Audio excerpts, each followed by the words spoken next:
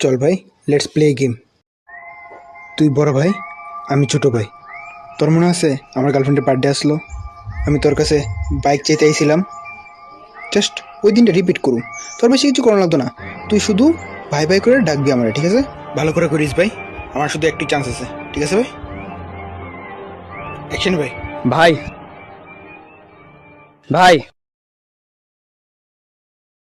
ভাই শুনতে আছি আমি, দেন দেনা।